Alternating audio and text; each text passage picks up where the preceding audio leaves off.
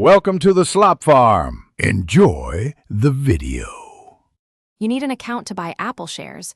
Open a brokerage now and choose one with low fees and a clean app. Verify your identity with ID and SSN so you can trade immediately. This speeds up withdrawal permissions and tax forms.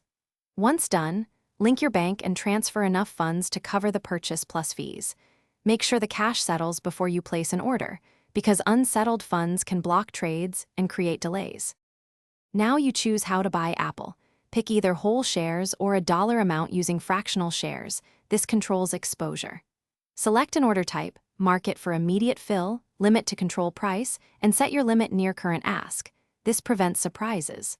After that, preview the order and confirm fees plus projected fill price.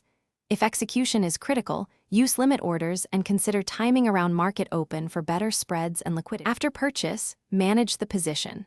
Set alerts and risk controls like stop loss or take profit that match your time horizon and risk tolerance. Monitor Apple news and dividend announcements because they affect returns and tax documents.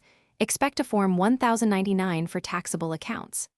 If something goes wrong, troubleshoot by confirming available settled funds, checking for market halts, or adjusting a limit price that was never reached. And if needed, contact brokerage support with your order ID and timestamps.